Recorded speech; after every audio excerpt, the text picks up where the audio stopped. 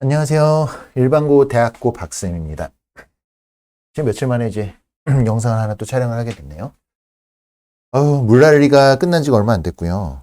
그 끝났다고 생각해서 이제 광복절날 어디 한번 놀러 갔다가 경기북부 또 비가 엄청 와가지고 빗속에서 또 아이들하고 놀아주느라고 좀 고생을 했습니다. 그래서 이제 저는 이렇게 일을 하고 있고 제 가족은 아직까지 휴가를 즐기고 있네요. 그래서 전 일하면서 휴가 기분 내려고 약간 동남아풍으로 한번 입어봤습니다. 이제 정신 없으시죠? 저도 정신이 없고요. 그래서 제가 이제 다른 얘기는 하지 않을게요. 바쁜 시기니까. 댓글로 사연을 보거나 뭐 메일 보내주신 분들 막 내용을 보다 보니까 이렇게 너무 안타까운 경우가 너무 많은 것 같아요. 막 5, 6등급 나오고 뭐 이래서 대학을 가고 싶은데 어떡하죠? 이제부터 어떤 방법이 없을까요? 막 이런 고민들이 많이 있어가지고 저도 막 고민을 해봤어요. 고민을 해봤는데 어떤 특별한 방법을 만들긴 쉽지는 않고요, 사실. 근데 의외의 전형에서 빈틈이 나오고 이런 경우들이 있거든요. 그래서 그 방법 중 하나로 중하위권 논술하고 중상위권 논술을 좀 약간 입시공학적으로 빈틈이 나올 수 있는 부분을 한번 말씀을 드려볼까 합니다. 제가 막 논술 쓰는 법을 잘한다던가 그걸 강연을 한다던가 이런 게 아니에요. 저 역시 잘하는 분야가 있고 잘 못하는 분야가 있습니다. 그러니까 논술을 쓰는 방법에 대해서 말씀을 드리려는 게 아니라 논술이라는 전형이 생각보다 되게 빈틈이 많다라는 걸 좀 말씀을 드리려고 해요. 입시공학적으로. 그래서 의외의 합격 결과가 생각보다 굉장히 많이 나옵니다. 사람들은 뭐라고 생각을 하냐면 논술을 로또 전형이라고 얘기를 하거든요. 근데 어떻게 보면 로또가 맞는 부분도 있지만 전략적으로 들어가면 의외로 펑크가 굉장히 잘 나는 전형이기도 해요. 이 부분을 한번 좀 말씀을 좀 드려볼게요. 역시나 제 생각나는 대로 말합니다. 대본 같은 거 없고요. 제 머릿속에서 구상했던 것들을 간단하게 얘기를 해볼 테니까 항상 제가 말씀드리는 거는 좀 어수선하죠. 그래서 그걸 감안하고 봐주시면 감사하겠습니다. 자, 우리가 이제 나는 5등급이니까 논술은 안 돼. 이렇게 생각하시면 안 돼요. 자, 일단 논술을요, 크게, 논술 상식이 없는 분들을 위해서 논술은 두 개로 나눠볼 수 있을 것 같아요. 두 개로. 그래서 하나는 정말 여러분들이 생각하는 어떤 뭐 수리 논술이나 인문계열 논술 있죠. 그래서 공부 잘하는, 우리가 흔히 잘 아는 대학에서 진행하는 그런 논술, 일반적인 논술이 있고요. 일반적인 논술이 있고요. 그리고 옛날에 적성고사 보던 대학들이 조금 약간 쉬운 수능 문제, 쉬운 수능 국어 수학 문제로 만드는 약수령 논술이 있습니다. 그러니까 일반적인 논술은 정말 논술학원에서 많이 하는 게 이런 일반적인 논술을 논술학원에서 많이 하고요. 물론 약수령 논술도 하지만 논술학원에서 메인 대학, 유명한 대학들 이름 있는 들이 많이 하고요. 쉬운 수능 스타일의 약수령 논술 이런 거는 수도권 대학에서 많이 합니다. 수도권 대학. 이 수도권 대학이라 하면 여기선 가장 유명한 대학은 가천대가 있을 것 같고요. 서경대라던가 수원대라던가 고려대 세종이라던가 기타 등등. 약수령 논술 그냥 네이버에서 한번 쳐보셔도 나와요. 약술형 논술. 그러면 여기 이렇게 많이 나오죠. 약수령 논술 이런 것들이 막 나오는데 약수령 논술 검색해 보시면 뭐가 나옵니다. 훌륭합니다. 이렇게 나오는데 참고로 이 약수령 논술은요.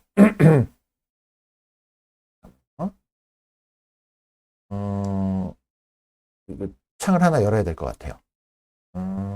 이거 어떻게 하지? 제가 컴퓨터 전공을 했지만 그렇게 컴퓨터를 잘하지 못합니다. 이 약수령 논술 같은 경우에는 보통 국어하고 수학 또는 영어를 끼는 경우도 있고요. 그래서 이거는 본인이 전형을 묻지 마시고요. 약수령 논술에 대한 정보 자체는 직접 한번 찾아보세요. 어느 대학이 어떻게 있고 이런 것들을 한번 찾아보시고요. 대신 이거를 제가 추천하는 이유나 이런 입시공학적인 부분을 저는 설명을 좀 드리려고 합니다.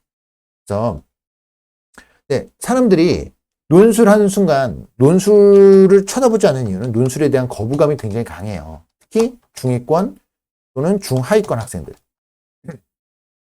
그런데 이 거부감을 걷어내고 이거를 준비할 수 있는 입장이 되면요. 입시 공학적으로요. 굉장히 이게 유리합니다. 논술은 뭐 100대 1 아니냐 뭐 이렇게 얘기하는데 선입견이에요. 그러니까 중하위권 수도권 대학들 기준으로 했을 때 그 약수령 논술을 보면요. 유리한 점이 되게 많아요. 제가 이제 제 작년부터 영상을 보셨던 분들은 작년에 제가 수시에서 점수가 낮아질 대학들을 추천을 했습니다. 추천을 했죠. 뭐 여러 번 앞에서 얘기했었지만 명지대나 삼육대도 작년에 낮아질 거라고 얘기했었고요. 동덕여대도 덕성을 얘기했었나요? 덕성여대 얘기했던 것 같고요. 또 어디 얘기했었지? 아주대도 제가 언급했었고요. 고려대 세종도 얘기했었어요. 이 고려대 세종 같은 경우가 제가 약술형 논술이었죠. 고려대 세종. 그러면 이 약수령 논술이 왜 유리한지를요, 조금 한번 분석을 해볼게요. 예를 들어, 고려대 세종을 한번 보겠습니다. 고려대 세종. 자, 고려대 세종 제가 블로그에서 찾은 거예요. 논술 결과. 자, 고려대 세종의 입시 결과인데요. 자, 확대해서 볼까요? 이거는 이제 중하위권 학생들 대상입니다. 자, 고려대 세종 이 학생부 교과 보이세요? 이게 교과 전형이죠. 2020년도 확대해서 보이시려나? 2020년도 보면 경쟁률이 몇 대 몇인가요? 14.14대 1입니다. 자, 비교해서 볼까요? 안 보이는 분들이 계실 수 있으니까. 고려대 세종이요. 교과 경쟁률이 14.14대 1입니다. 그리고 붙은 학생들의 내신 평균 내신이 몇이냐면요. 교과 전형이니까 평균 등급이 3.21등급이네요. 작년에 보니까 이렇게 됐어요. 이렇게 됐고 그러면 논술 전형을 볼까요? 논술 고려대 세종. 입문 기준입니다.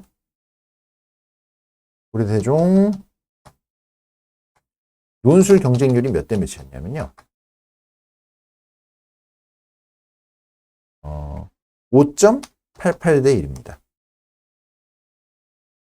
그러면 이 논술을 붙은 학생들의 평균 내신 등급이 몇인지 아세요? 4.98대 1. 8등급이에요. 거의 5등급이죠. 뭐 5등급 사실상. 그러니까 고려대 세종을 들어갈 때 교과 전형으로 들어가려면 3.21등급이고요. 평균이. 논술 전형으로 들어간 학생들의 평균 내신은 5등급이에요. 자, 그런데 선입견을 한번 보려볼게요. 경쟁률이 몇 대 몇이라고요? 5.8배 되니까 6대 1 정도 되죠. 교과는 14대 1이죠. 벌써 2배 넘게 차이가 나죠. 논술이. 6대 1이면 굉장히 낮은 거예요. 수시에서 경쟁률이. 그리고 이 논술 경쟁률 붙은 학생들이 평균 내신 몇 등급인가요? 5등급이죠. 생각해 보세요. 평균 내신이 5등급인 학생입니다. 이 학생이 학업 능력이라고 해야죠. 학업 능력. 과연 얼마나 좋을까요? 평균이 5등급이라는 얘기는요. 4등급 학생도 있다는 얘기고요. 5등급 학생도 있다는 얘기고요. 6등급 학생도 있다는 얘기입니다. 놀랍지 않으세요? 6등급 학생도 있다는 거예요. 이런 4, 5, 6등급 학생이 준비할 수 있는 논술 수준인 거예요. 그러니까 오히려 수능 특강보다 좀 더 쉬운 그러니까 그런 식으로 해서 그러니까 본인이 포기하지 않고 찾아보면은 이런 길이 있습니다. 그러니까 포기하지 마세요. 자, 제가 고려대 세종을 얘기했죠. 3등급으로 갈 수 있는 대학을 5등급 대 학생들이 붙은 그런 케이스가 있고요. 자, 그 외에 더 찾아볼까요? 제가 준비한 게 수원대 한번 볼게요. 수원대 논술이 얼마나 유리한지를 약간 입시공학적인 측면으로 자, 이게 아닌데 입시공학적인 측면으로 한번 말씀을 드릴게요. 바탕화면에 수원대. 자, 어수선해도 좀 이해해 주세요. 제가 지금 짬날 때 이런 거 뭐 생각하고 할 틈이 없어서 짬날 때 그냥 급하게 영상을 찍느라. 자, 이건 작년 수원대 수시 모집 전형별 최종 합격자 성적 자료라고 나와 있죠. 작년에 수원대가 어땠냐면요. 수능 체제가 완화되면서 전국에서 경쟁률이 탑5 안에 드는 대학이었습니다. 무지무지하게 높았어요. 자, 이거 이제 교과 논술 전형이 나오는데 이 논술 전형 전에 다른 전형을 한번 볼게요. 자, 논술 전형의 평균 이거 볼까? 그래. 먼저 보죠. 평균 경쟁률 자체가 보면 한 자리 숫자죠, 대부분. 8대1, 뭐 7대1, 뭐 물론 미디어 커뮤니케이션 같이 인기 있는 학과는 17대1이고요. 보면 뭐 9대1도 있고 6대1도 있고 막 그렇습니다. 바이오 화학이 뭐 6대1이고 붙은 학생들의 성적은 대략 5등급 전후네요. 수원대가 안 보이시는 분들이 있을 것 같아서 제가 눈으로 읽었습니다. 확대해 볼까요? 이렇게 나왔어요. 아, 너무 크다. 자, 그러면 제가 왜 이걸 말씀을 드리냐면 수원대 작년 교과 전형 학생들의 경쟁률을 보실래요? 몇 대 1인가요? 인문학부가 54대 1이죠. 이 교과 전형이 교과 전형 35대 1, 28대 1. 경상대학은 62대 1, 경영학부가 63대 1입니다. 그러니까 이거 수원대를 보면은요. 수원대 논술이라는 측면에서 바라보면 교과 전형은요. 대략 한 50대씩 찍었어요. 경쟁률이. 그런데 논술 전형 경쟁률은요.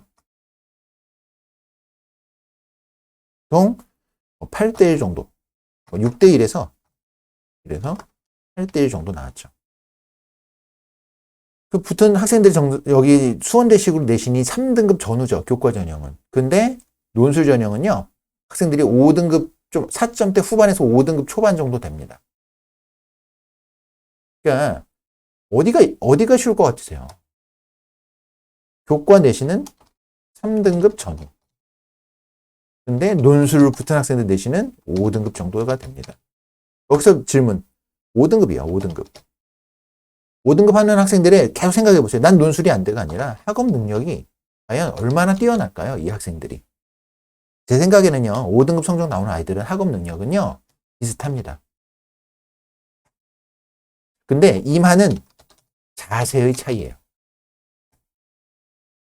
자, 제가 더 놀라운 거 알려드릴까요? 그러면 수능 성적이 제법 나오는 학생들 기준으로 볼게요. 제가 이번에 찾아볼 학교는요. 중앙대 안성 캠퍼스입니다. 중앙대 안성 캠이요. 제가 놀라운 거 보여드릴게요.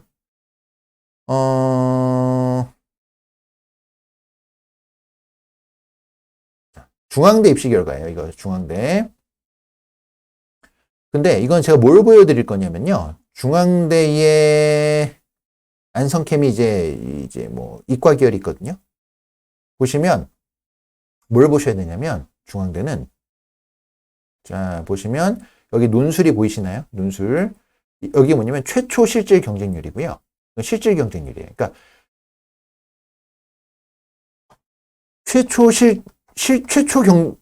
경쟁률은 뭘 말하는 거냐면 말 그대로 경쟁률, 실제로 얼마나 넣었는지 학생들이 그걸 말하는 거고요. 실질 경쟁률은 수능 최저를 충족한 학생들, 자격이 되는 학생들이죠. 이 학생들이 실제 경쟁률에서 그 학생들끼리의 경쟁률이 어떻게 됐느냐를 말하는 겁니다. 이 시점 되면은 수능 최저 충족 이런 얘기가 뭔 얘기인지는 다 아시리라 봅니다. 그리고 보면 충원율이 있죠. 그러면 좀 더 추가 합격된 그 확률을 그 비율을 말하는 거죠. 확률이 아니라 비율을 말하는 거죠. 충원율은. 자, 그럼 쭉 내려가 볼게요. 그러면 우리는 여기서 안성캠을 찾아갈 겁니다. 안성캠에 보이면 여기 생명공학 계열이 여기 있죠. 공과대학이 여기 있죠. 쭉 있습니다. 너무 헛되하니까 안 보이네요. 자, 보면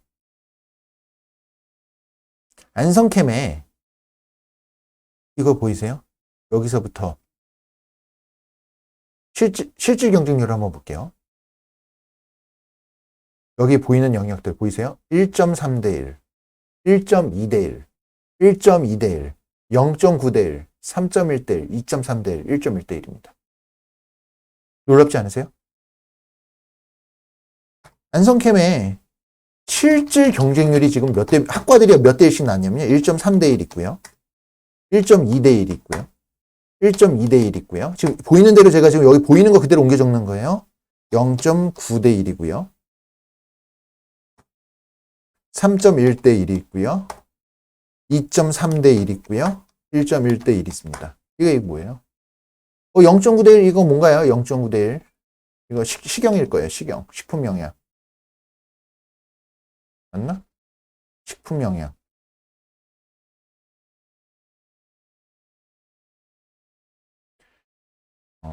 그 얘기는 뭐냐면요. 이거 미달이라는 거예요, 자격. 그러니까 미달이라고 해야 되나? 그러니까 수능 최저를 충족한 학생들이요. 미달 떴다는 거예요, 미달. 이게 뭐죠? 논술을 못 써도요. 수능 최저 충족했으면 그냥 합격이란 얘기입니다. 놀랍지 않으세요? 중대 안성캠을요. 그냥 미달로 합격한 거예요. 수능 최저가 충족했으면. 생각해 보셨어요, 이런 거? 또 이거 1.3대 1 나왔죠. 근데 이게 끝이 아니죠. 뭐가 어떻게 됐나요? 충원 있죠. 26.7% 충원됐죠. 충원됐다는 얘기는 여기서 추가 합격이 더 돌았다는 얘기잖아요.